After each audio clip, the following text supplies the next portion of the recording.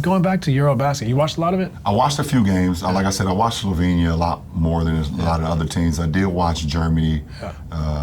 Shout out Dennis Schröder. Obviously, he's leading that squad. He's a good friend of mine, and him being MVP of the whole thing. Yeah.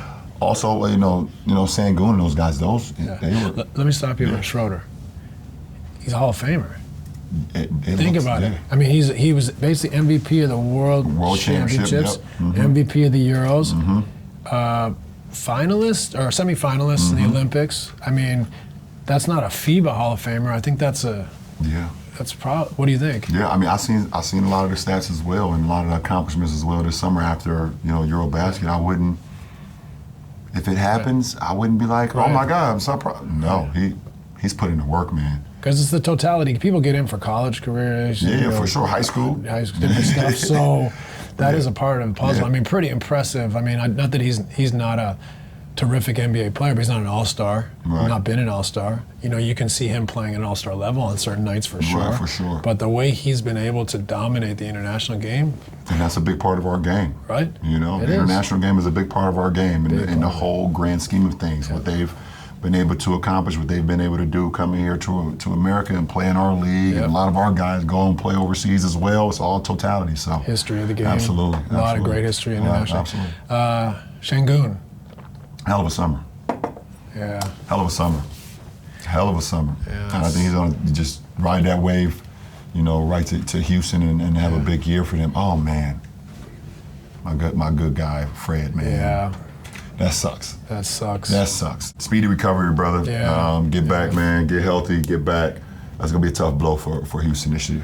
He's like the teammate. Engine. Great teammate. Great player. Great player. Being. He's the engine to any team that he's on. And obviously we saw what he was able to do. We talk about Kawhi. You talk about Pascal and all those guys that they had. Sure. Kyle. Yep. But Fred was such a big piece of that. And big piece. Big, balls. Steps absolutely. Up in big Steps moments. up, makes big shots, and just like that, he's just even killed. Yep. His demeanor is always the same, and you need that throughout the course of the season. So composure. Speedy recovery, brother. Yeah. Get back, man. Get healthy. Get back. JT, Tyrese, Dame, Fred. Yeah. This is a part of the game. Yeah. What you hate. What you hate. He hates to come on our episode 1 and talk about injuries. It's just a part of the game. Yeah. How much of it do you think is just the pace and space era, still playing so many games? I mean, I don't know. I can't sit here and say that I have the direct answer to that. But, we are, at this point, in the era that we're playing in, it's a lot more running, it's a lot more miles on the body, it's a lot more possessions. Space. So,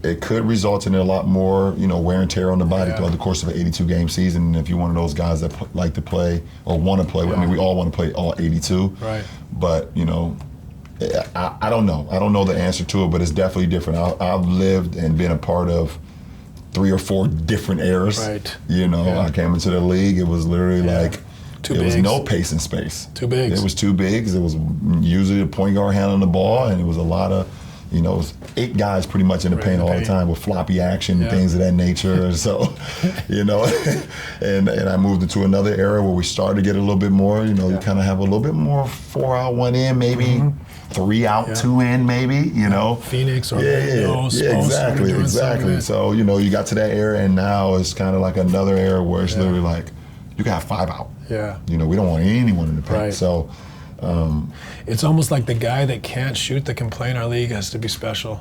Right? You just can't, you gotta be special in a way. Yeah, you have to be TJ McConnell. Yeah, TJ. You have to be so special like that. He's Draymond, or like Hartenstein. Yeah. Great at the floater, great passer, great energy, like just different skill sets.